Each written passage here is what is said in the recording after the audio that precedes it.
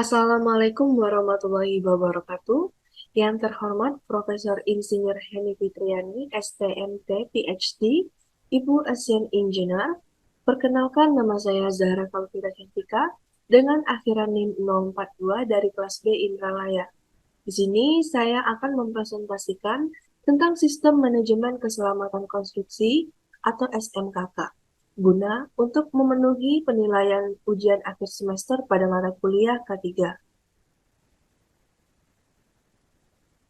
Sebagai negara berkembang, Indonesia telah melakukan berbagai pembangunan di beberapa wilayah. Dengan adanya pembangunan tersebut, maka tidak bisa dipungkiri akan terjadinya kecelakaan kerja ataupun kecelakaan konstruksi. Kecelakaan konstruksi akan merugikan orang-orang atau people, kemudian public and environment, lalu property. Berikut merupakan contoh kecelakaan konstruksi yang terjadi di Indonesia. Pada tahun 2018, beton girder proyek jalan tol Depok Antasari yang ada di Jakarta Selatan jatuh. Dan di tahun 2017, crane pembangunan Light Rail Transit atau LRT yang ada di Palembang juga terjatuh dan menimpa salah satu rumah warga. Dengan adanya beberapa permasalahan tersebut, maka dibutuhkan SMKK untuk menekan tingkat kecelakaan konstruksi. Sistem Manajemen Keselamatan Konstruksi atau SMKK diartikan sebagai bagian dari sistem manajemen pelaksanaan pekerjaan konstruksi dalam rangka menjamin terwujudnya keselamatan konstruksi. Adapun dasar hukum didirikannya SMKK, yang pertama, Peraturan Pemerintah Nomor 14 Tahun 2021.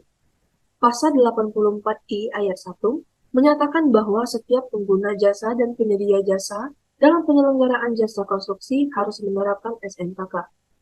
Pasal 84I ayat 4, SMKK merupakan pemenuhan terhadap standar keamanan, keselamatan, kesehatan, dan keberlanjutan. Yang kedua yaitu Permen PUPR Nomor 10 Tahun 2021 tentang Pedoman Sistem Manajemen Keselamatan Konstruksi.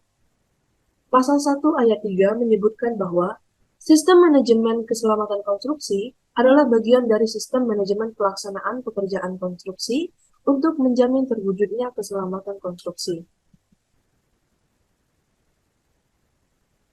Selanjutnya, ada standar keamanan keselamatan kesehatan keberlanjutan atau yang disingkat dengan K4, merupakan pedoman teknis keamanan, keselamatan, kesehatan tempat kerja konstruksi, dan perlindungan sosial tenaga kerja, serta tata lingkungan setempat dan pengelolaan lingkungan hidup dalam penyelenggaraan jasa konstruksi.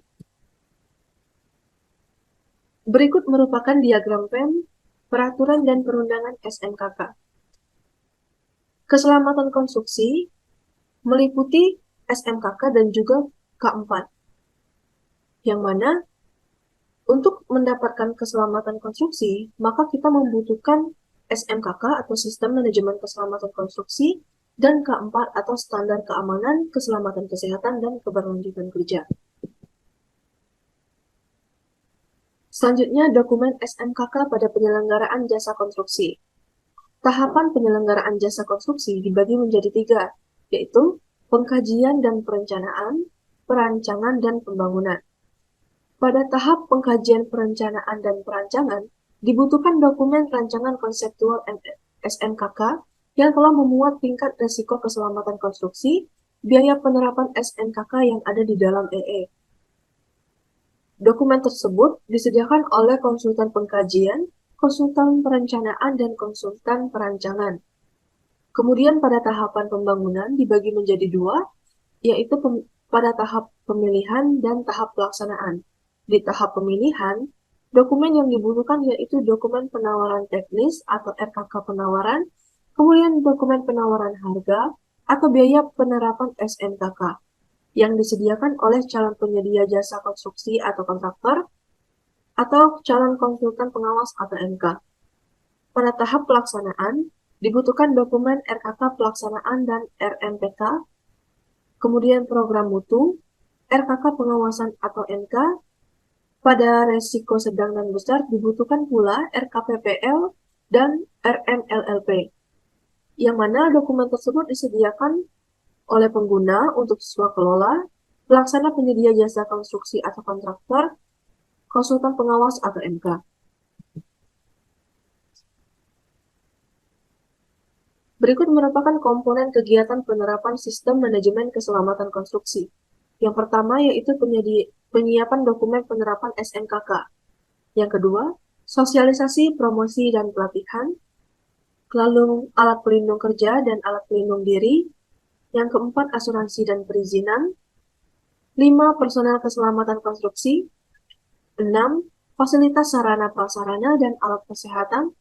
7. Manajemen lalu lintas. Dan yang terakhir yaitu biaya pengujian atau pemeriksaan lingkungan. Selanjutnya, ada dampak positif implementasi keselamatan konstruksi dalam proyek. Yang pertama, akan mempercepat jadwal proyek selama 1 minggu atau lebih. Kedua, menurunkan biaya proyek sebesar 1% atau lebih. Yang ketiga, meningkatkan return of investment proyek sebesar 1% atau lebih. Yang keempat, meningkatkan nama baik perusahaan. Dan yang terakhir yaitu meningkatkan kualitas proyek. Berikut merupakan tugas Komite Keselamatan Konstruksi yang telah diatur dalam Permen PUPR nomor 33 KPTSM 2021. Yang pertama, melaksanakan pemantauan dan evaluasi pelaksanaan konstruksi yang diperkirakan memiliki risiko keselamatan konstruksi besar. Yang kedua, menyusun laporan dan pemantauan hasil evaluasi investigasi kecelakaan konstruksi. Yang ketiga, memberikan saran, pertimbangan, dan rekomendasi atas hasil evaluasi serta investigasi kecelakaan konstruksi. Dan yang terakhir yaitu melaksanakan tugas lain yang diberikan oleh Menteri. Selanjutnya ada wewenang Komite Keselamatan Konstruksi yang diatur oleh Kemen PUPR nomor 33 KPTS M 2021. Yang pertama, memasuki tempat kerja konstruksi. Lalu meminta keterangan dari pihak-pihak terkait. Selanjutnya meminta data yang berhubungan dengan tugas komite. Dan yang terakhir melakukan koordinasi dengan pihak terkait keselamatan konstruksi. Kriteria risiko keselamatan konstruksi dibagi menjadi 3 kriteria. Yang pertama yaitu risiko kecil, yang memiliki jenis-jenis sebagai berikut. Yang pertama, bersifat berbahaya rendah berdasarkan penelitian risiko keselamatan konstruksi yang ditetapkan oleh pengguna jasa. Pekerjaan konstruksi dengan nilai HPS sampai dengan 10 miliar rupiah, lalu tenaga kerja berjumlah kurang dari 25 orang, dan pekerjaan konstruksi yang menggunakan teknologi sederhana. Yang kedua ada resiko sedang, yang berciri-ciri berbahaya sedang, lalu nilai HPS di atas 10 miliar rupiah sampai dengan 100 miliar, kemudian tenaga kerja berjumlah 25 sampai dengan 100 orang, dan pekerjaan konstruksi menggunakan teknologi media. Yang terakhir yaitu resiko besar. Memiliki ciri-ciri yang pertama yaitu bersifat berbahaya tinggi, lalu pekerjaan konstruksi dengan nilai HPS di atas 100 miliar rupiah, tenaga kerja berjumlah lebih dari 100 orang, kemudian menggunakan peralatan berupa pesawat angkat, dan menggunakan metode peledak atau yang menyebabkan terjadinya peledakan, serta pekerjaan konstruksi yang menggunakan teknologi tinggi. Kemudian unit keselamatan konstruksi. Kriteria resiko dibagi menjadi 3, yaitu resiko besar, sedang, dan kecil. Sedangkan unit keselamatan konstruksi, pada struktur organisasi, untuk kriteria resiko besar dan sedang, pemimpin UKK terpisah dengan pimpinan tertinggi pekerjaan konstruksi. Namun, pada resiko kecil, pimpinan UKK dapat merangkap pimpinan tertinggi pekerjaan konstruksi.